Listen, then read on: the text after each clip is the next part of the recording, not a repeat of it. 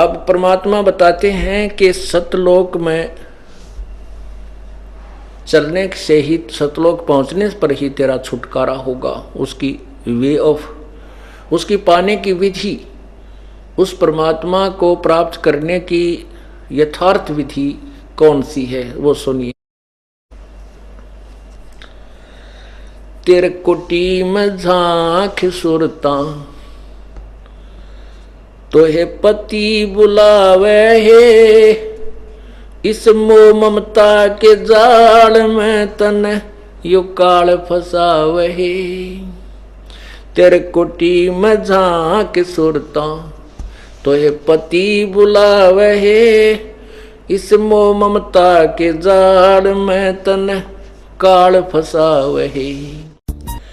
अपने पति को भूल बावड़ी बैठी आराम संगर के, काम क्रोध मोह लोभ मस्करे रही जारा ते डर के।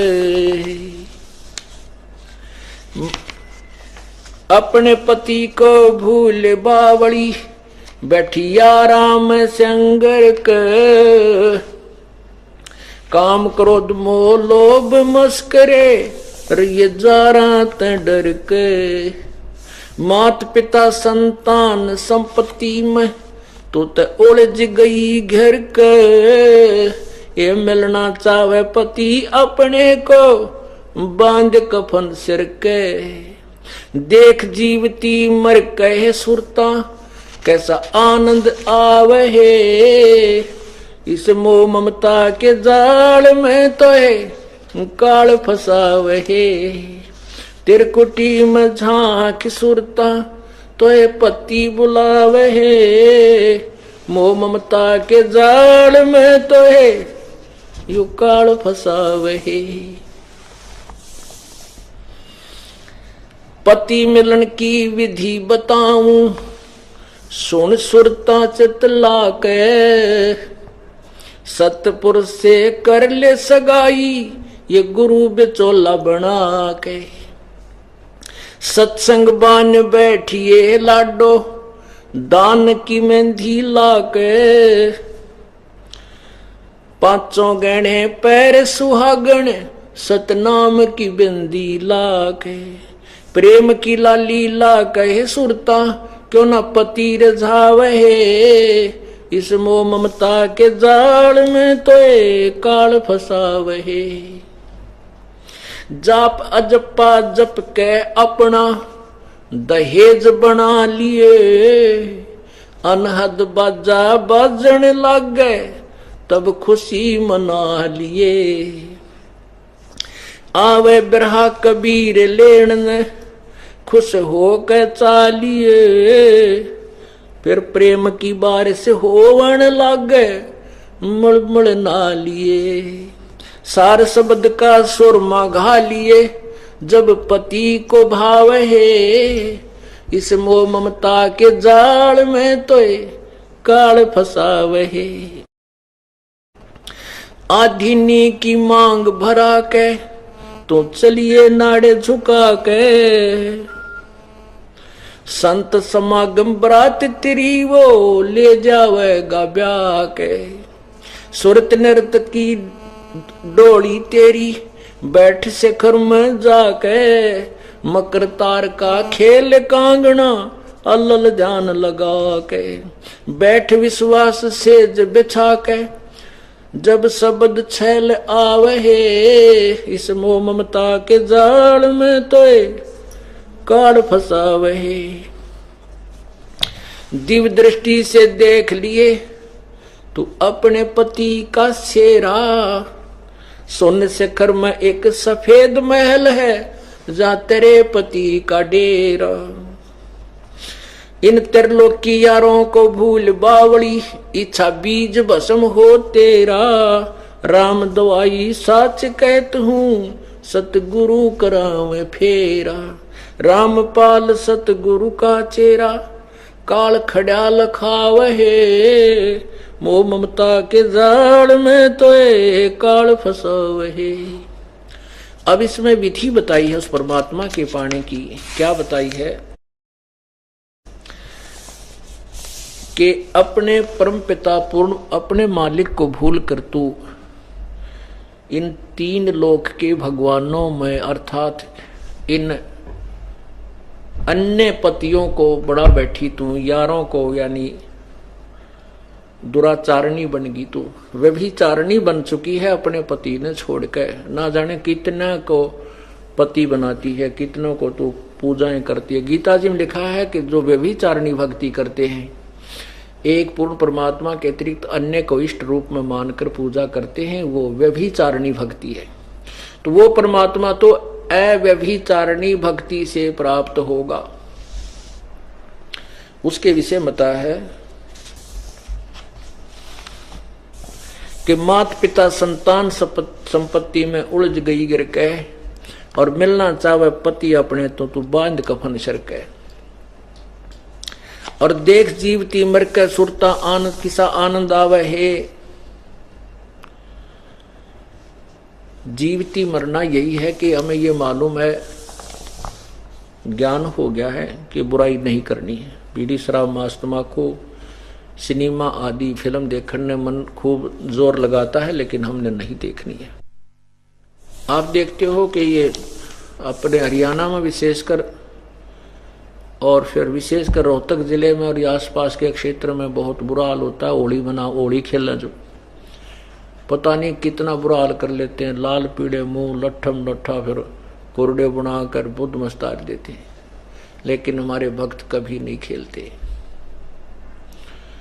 जैसे श्री नानक देव जी से संत नानक साहब जी से पूछा था किसी ने कि हे महात्मा जी, आप कभी भी हमें प्रसन्न चित्त अर्थात मुस्कुराते हंसते हुए दिखाई नहीं देते, आप हमेशा मायूस बने रहते हो। तब नानक जी ने कहा था, भाई ना जाने काल की कर डारे और किस विध ढल जा पासावे, भाई जिना ते सरते मौत खुड़क दी उन्होंने केड़ा हंसावे।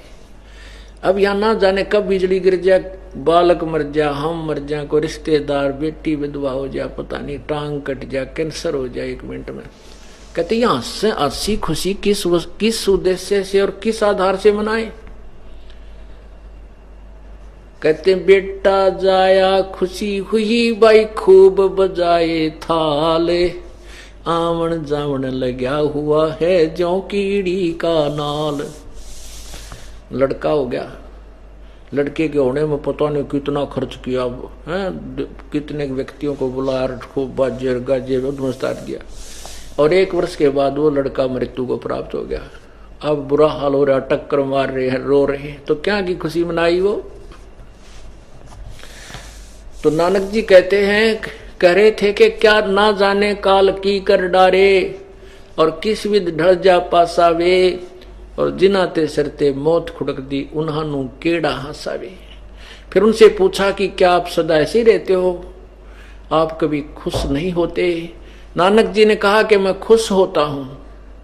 साध मिले साड़ी सादी होंदी विछड़ जा दिलगीरी वे, अख दे नानक सुनो जहाना ये मुश्किल हाल फकीरी वे। साध मिले ये भगत जन जो हमारे ही जो उन्हीं संतों भक्तों को मिलने से प्रसन्नता होती है, जो हमारे जो है ना बोल में बोल मिलाते हैं, हमारी ज्ञान में ज्ञान मिलता है। कबीर साहब कहते हैं,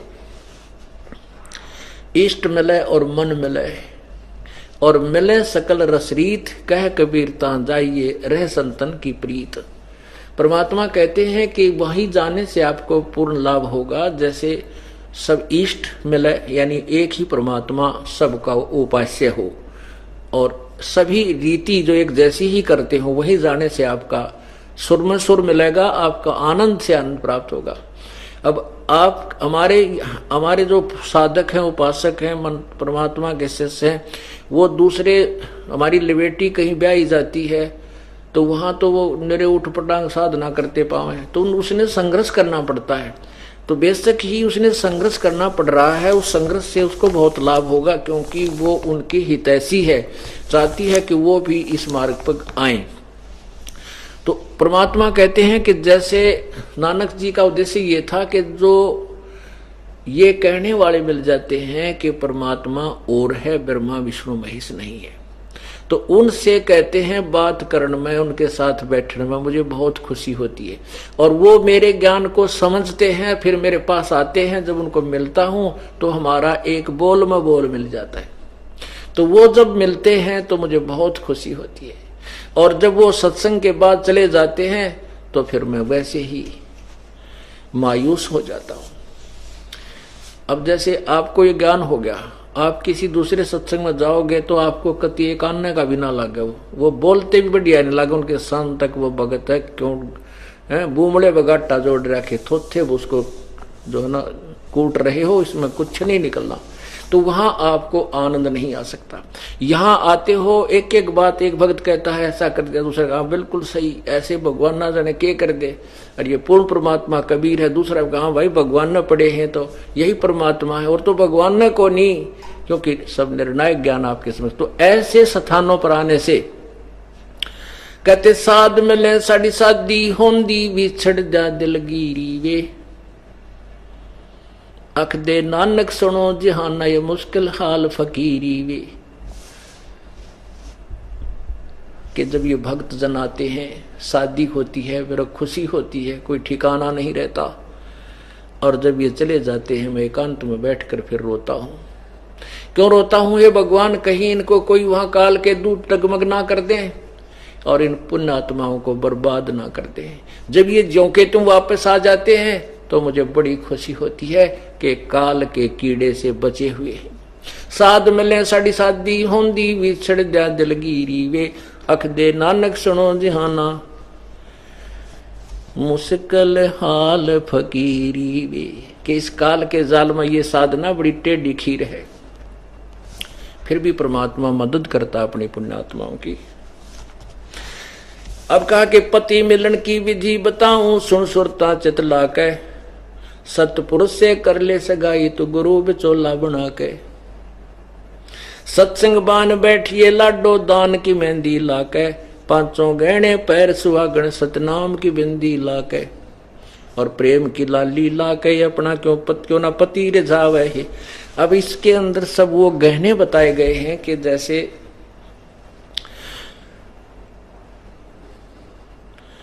उस पूर्ण परमात्मा से, अविनाशी भगवान से अपना नाता जोड़, और तेरी सगाई करवाने वाला मीडियोकर बिचौला गुरु है। आत्मा से परमात्मा का संयोग, परमात्मा से आत्मा का संबंध कराने वाला गुरु जी होते हैं। और उस सतगुरु से बिचौला बना के आप उसकी परमात्मा से सगाई करा ले। और जैसे बान बैठा करें, इधर रोहतक जिले में विशेषकर, वैसे तो तकरीबन सभी जगह था, वहां कैसे बैठा करते, 7 दिन उस लड़के या लड़की ने अंदर रखा करते, बाहर भी नहीं जान देते थे, उड़ा नवाते हैं। और फिर उसका मटना मसलते, उसने गोरा का साबुन सुबुन थे को ना पुराने समय में, ये देसी औषधियाँ हल्दी हल्दी बना के उसको सारा शरीर पर लिपे रखते, तेल ताल लानते, ताकि 5-7 दिन इनको बंद रखो कमरे में, ये थोड़ा गोरे चमके, क्यों धंधा करके काला सावला रंग हो जाता था। तो यहाँ कहते हैं इस अपने रूप को निखारने के लिए, उसके लिए क्या करे कि सत्संग बान बैठिए लाडो दान की मेहंदी ला गए। इस सत्संग रूपी सत्संग सुनने से आपका वो तेल सा चढ़ेगा, अर्थात आपका रूप निखरेगा। रोजाना नई नई उमंग होंगी, परमात्मा के ज्ञान से आपके अंतःकरण में अंधेरा हटेगा और चांदना सा आपका निखार आत्मा में आता जाएगा।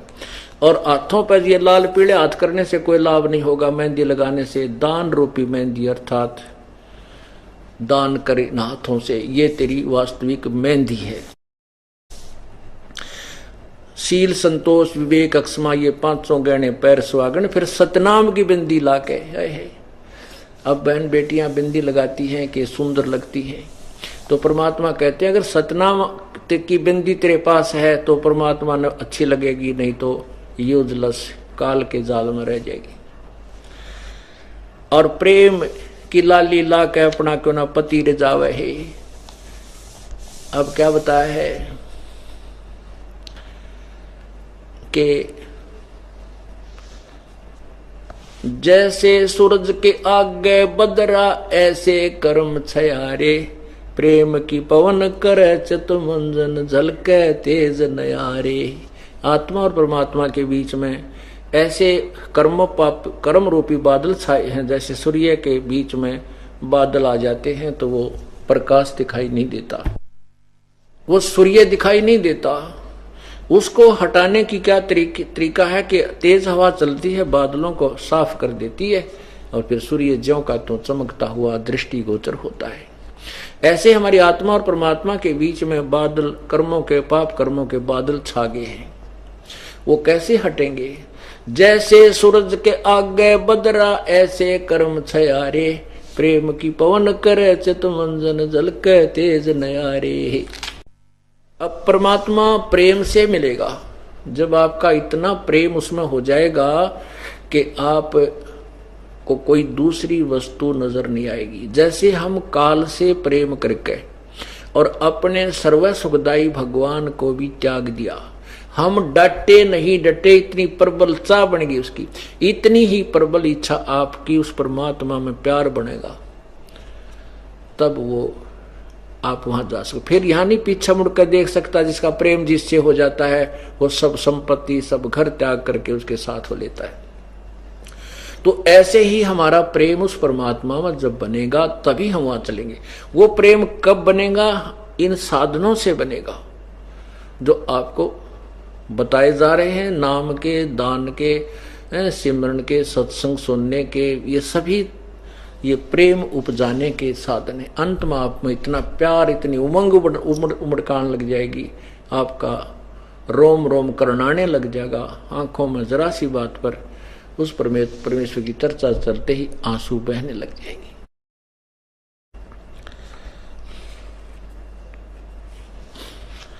तो क्या बताते हैं कि तब परमात्मा को कि इस जो आप लिपस्टिक लगाते हो ये तो नकली काम है, वास्तविक लिपस्टिक वो लगाओ उस प्यार वाली परमात्मा के प्रति आपका प्रेम उत्पन्न हो, तब भगवान ने तुम प्यारी लगेगी। आत्मा को समझा जा रहा है। जाप अजप्पा जप के अपना दहेज बना लिए, अनहद बाजा बाजन लागे तब खुशी मना लिए। अब लड़की जब प्रसन्न होती है कि ब्याह सगाई होती है, क्योंकि बरात आ गई ना आई, फिर बाजा बाजा, जब उसका विश्वास दृढ़ होता है कहाँ खुड़का दुड़का होने लग गया, बात बन गई। तो ऐसे ही परमात्मा इस आत्मा को कह रहे हैं कि तू ये श्वास, उस श्वास का जो जाप है, अजप्पा जाप सतनाम का, इसको जप के अपने ये धन इकट्ठा कर ले और फिर आपके यहां अंदर आवाजें आने लगेंगी। ये आपने देखा होगा, इस 2-3 पंथ हैं वो सब घुमा फिरा कर यही छोड़ देते हैं कि कान बंद करो, आंख बंद करो और फिर एकांत में बैठ कर घंटों तक अंदर आवाज सुनो। इस पिंड में, इस शरीर कहो चाहे पिंड कहो चाहे अंड कहो, इसमें केवल काल के लोक की आवाजें हैं। वो परमात्मा का जो वास्तविक धुन है वो उससे पार है, सतलोक में है। कबीर साहब ने कहा कि अंड और पिंड के पार सो देश हमारा है। हमारे यहाँ की जो आवाजें इसमें सुनती वो नहीं है, एक और अजब आवाज आपको सबसे सुनाई देने लगेगी जो शरीर से नहीं आ रही होगी, आपको बहुत दूर से आती हुई नजर आएगी, वो महसूस होगी। ये शरीर में सुनने वाली धुन व्यर्थ है। तो कहते हैं वो जो तेरा अनहद बाजा बाजन लागे फिर खुशी मना लिए। जब मान लेना कि पति यानी वो तेरा दुल्हा निकट आ रहा है, अब आ लिया, यानी जो बाजा बाजन लग गया आवाज, तो समझ लेती है लड़की कि अब बात बन चुकी है, वो प्रवेश कर चुका है नगर में। अब क्या बताते हैं, आवे ब्रहा कबीर लेन ने खुश होकर चालिए और प्रेम की बारिश होने लगे फिर मलमल ना लिए। उस परमात्मा के प्रेम में आपकी रह रहकर आंसू बहेंगे और सार शब्द का सुरमा घालिए तब पति को भावे। काजल जो आंखों में डालती हैं बहने, कहते हैं उस मालिक ने जब अच्छी लग गई आत्मा, जब तेरे पास सार शब्द का सुरमा यानी वो काजल डाल रखा होगा, क्योंकि सबसे पहले काजल दिखेगा और बिंदी, यानी सतनाम और सारनाम देखेगा वो परमात्मा, और तब आपको पसंद करेगा। फिर उसके लिए क्या बताया कि आदिन्नी की मांग बढ़ा ले चलिए नाड़ झुका के, और संत समागम बरात्री वो ले जावेगा ब्याह के। अब आदिन्नी नम्रता साधु का भगत का पहला गहना होता है, लक्षण होते हैं, नम्रता रखे। आदिन्नी की मांग बढ़ा ले चलिए नाड़ झुका के, ऊपर न मुंह करके तो ऊंट चला करते हैं, अहंकार करना, ऊपर को मुंह करके चलना, अहंकारी बनना। और ये संत समागम बारात है इस आत्मा की, वो परमात्मा ऐसे ही तुझे ब्याह ले जाएगा, अर्थात वो अपना लेगा, आपको अपनी समझ लेगा। यही आने से ज्ञान निखरेगा। सुरत नृत्य की डोली तेरी बैठ शिखर में जाके, ये सुरत और नृत्य एक दिव्य दृष्टि बनेगी आपकी, और फिर दिव्य दृष्टि बनते ही ये सब सुरत और नृत्य उस दिव्य दृष्टि के साथ होकर के ऊपर जाएगी। और काल ने बहुत भ्रमणाएं फैला रखी हैं, बहुत ज्यादा आगे हजारों लाखों मार्ग बना रखे हैं, तो वहां एक ऊपर से जब हम चलेंगे यहां से, एक ऊपर से मकड़ी जैसा तार आएगा। मकड़ी का जो तार आपने देखा हो, ऐसा ऊपर से एक तार आपके समक्ष आ खड़ा होगा, और फिर आपके साथ साथ वो परमात्मा आगे आगे होगा, और उस मकर तार के साथ आपने बहुत ही स्पीड से ऐसे उस मकर तार के साथ साथ, यानी फिर मार्ग भ्रष्ट नहीं होने देगा, वो आपको साथ ले जाएगा। क्या लिखा है? मकर तार का खेल कांगना अल्लल ध्यान दचा के, उस मकर तार को मत छोड़ना, ये तेरा कांगना खेलना। पहले खेला करते कांगना, हमने देखा तो उसमें कुछ रखा करते, उसने वधू पहले उठाना चाहती है उसका जिसके साथ कांगना खेल रहा वो अपनी तरफ, तो कहते हैं तू अपना झपट के उस मकर तार न पकड़ लिए और फिर पार हो जाना, विजयी हो जाना। बैठ विश्वास सेज बिछा के शब्द छह लावे, कि इस मार्ग में फिर अविश्वास नहीं होना चाहिए। आपको प्रमाण पूरे मिल गए, सब शास्त्र प्रमाणित हैं, सब उन महापुरुषों की वाणी प्रमाणित है जिन्होंने भगवान पाया कि ये विधि है, ये नाम है और यही प्रमाण है। अब तू विश्वास रखना, डगमग मत होना, इस विधि से तू परमात्मा पावेगी, फिर वो परमात्मा तुझे लेकर जाएगा, अर्थात अपने पास बुला लेगा। अविश्वास मत करना। दिव्य दृष्टि से देख लिए तू अपने पति का सेरा, सुन शिखर में श्वेत महल है जहां तेरे पति का डेरा। इन त्रिलोकी यारों को भूल बावड़ी, इच्छा बीज भस्म हो तेरा। इन यहाँ के इन भगवानों से अपनी आस्था कति हटा ले, अब हट जाएगी। गीता जी अध्याय नंबर 2 के मंत्र नंबर 53 में स्पष्ट किया है कि अर्जुन, जब तेरा जिसमें तेरा मन नाना प्रकार के भ्रमित करने वाले शास्त्रों से हटकर, ज्ञान से हटकर एक तत्व ज्ञान पर आश्रित हो जाएगा, तब तो तू भक्त बनेगा। फिर लिखा है कि अर्जुन, जब जैसे बहुत बड़े जलाशय की प्राप्ति के उपरांत, बहुत बड़े जलाशय की प्राप्ति के उपरांत जिसमें उस छोटे जलाशय में जैसी आस्था रह जाती है,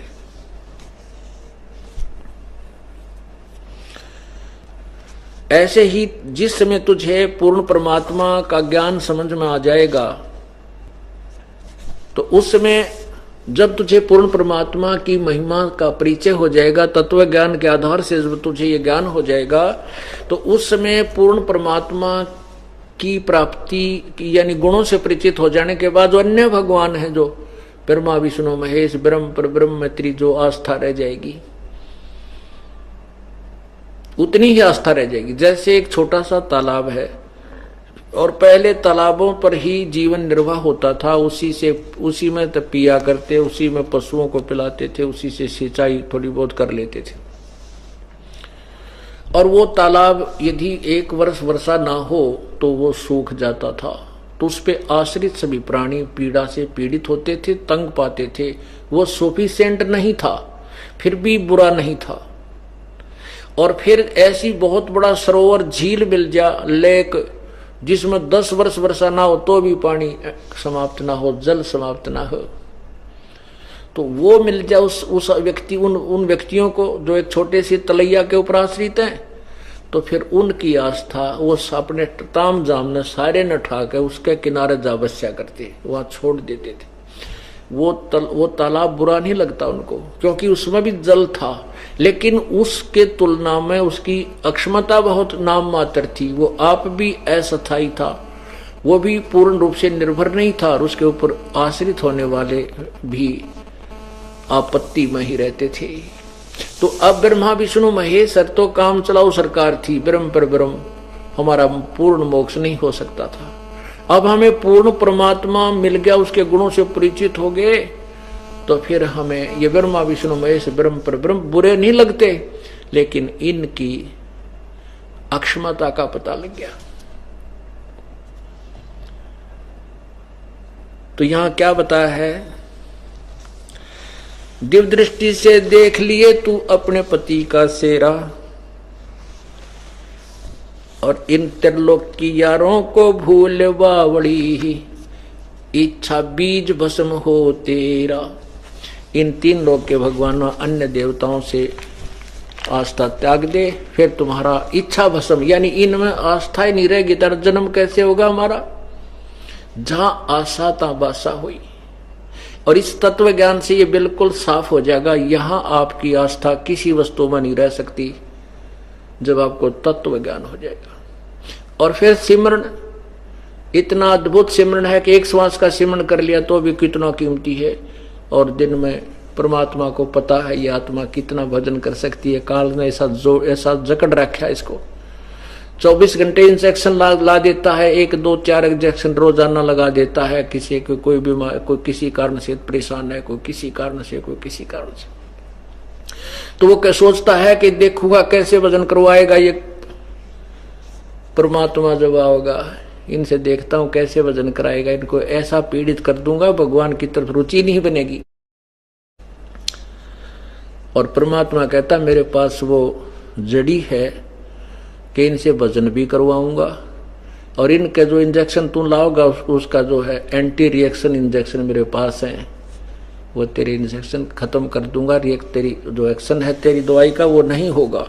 अर्थात ये दुखी करता है परमात्मा, आपको सुखी कर देगा, आपके वो दुख निवारण कर देगा। और फिर हमारे को परमात्मा इतना सुखी नहीं करेगा जितना तुम सोच रहे हो। सुख का मतलब ये नहीं है कि आपको पीड़ित रखेगा, नहीं, छोटा कुछ ना कुछ थोड़ा बहुत कष्ट जो आपको देना आवश्यक समझेगा। तो आप ये ना समझना कि मुझे कोई आराम नहीं हो रहा, शरीर में कुछ ना कुछ ठूंठा हो ही रहती है, नाम भी दे रखा है, ये आवश्यक ही होगा, इसलिए परमात्मा कर रहा है। जब आप पूर्ण रूप से सुखी हो जाओगे, ये गारंटीड बात है, नाम ले लो तो कतई नहीं लोगे। तो परमात्मा कहते उस सुख के माथे सिला पड़ा जिसते नाम हृदय जा, और बलिहारी उस दुख के जो पल पल नाम रटावे। परमात्मा ऐसा सुख भी ना दिए जिससे तेरा नाम भूल पड़ जा, और बलिहारी उस दुख के जो तेरी याद बनाए रखे। तो पुण्यात्माओं, परमात्मा आपको वो सुख दे सकता है, लेकिन सुखी होते ही काल आपको उसी समय बलो लेगा, बहका लेगा, ये मन तो जो उसी समय दूर भाग जाएगा। तो इसलिए परमात्मा आपके सर्व संकटों का निवारण करेगा और आपके साथ पल पल में रहेगा। एक एक श्वास, आपका एक कदम भी परमात्मा के संरक्षण से बाहर नहीं होगा जब आप सच्चे मन से परमात्मा की शरण ग्रहण कर लोगे। और फिर अगर परमात्मा साथ ना हो तो काल जो है ना कति कंडम कर दिया हमने। इसलिए भगवान जब आप इसकी शरण में आ जाते हो तो परमात्मा आपके विशेष संग हो जाता है। उसको पता है ये काल अवश्य इसको कोई ऐसा झटका देगा जिससे इसकी दिल ना टूट जाए। यदि हम सच्चे दिल से पतिव्रता पद पर रह करके इसकी साधना करेंगे फिर ये आपको बहुत सुख देगा। कहते हैं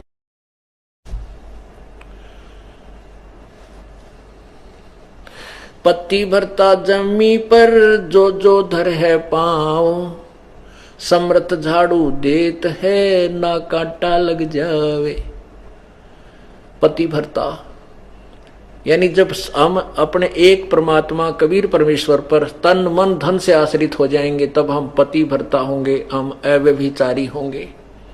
और फिर उस पति भरता पत्नी की यानी उस पति भरता आत्मा का परमात्मा कितना साथ देता है, उसके जीवन रूपी मार्ग में जितने भी पाप रूपी कांटे होते हैं उनको बुहारता चलता है।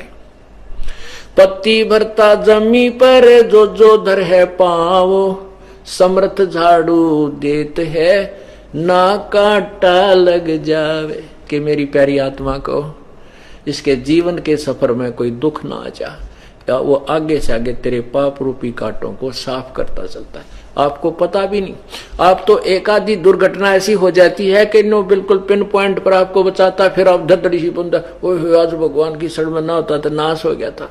और उससे पहले आपको पता भी नहीं कितनी रक्षा आपकी कर दी उस परम पिता ने। एक आधा झटका तो इसलिए दे है तेरी आंख खुल जाए कि मैं ही तुझे तेरी रक्षा कर रहा हूं और सब कुछ मैं ही कर रहा हूं, ताकि इस भगवान में आपका और दृढ़ विश्वास बने। नहीं तो आपके ऊपर इतना भी कष्ट ना दे परमात्मा। वो आवश्यक होगा तभी देता है। ये कहते हैं राज्य क्रम ताराम की रजा दरे जो शीस, और दास गरीब दरस प्रस्तिस बैठे जगदीश। अब हम ऑपरेशन थिएटर में आगे हैं तो हमने उसमें कोई अपनी नहीं चलानी चाहिए, वो तो डॉक्टर ही करे जो करे, बस आंख मीच कर लौट जा। डॉक्टर कभी अहित नहीं करेगा। ऐसे ही हम परमात्मा के इस ऑपरेशन थिएटर में आगे जहां जन्म मरण का रोग कटेगा तो ईब हमने अपनी नहीं चलानी चाहिए, समर्पण कर देना चाहिए डॉक्टर कबीर परमात्मा को। बोलो सतगुरुदेव, बोलो सतगुरुदेव की जय हो।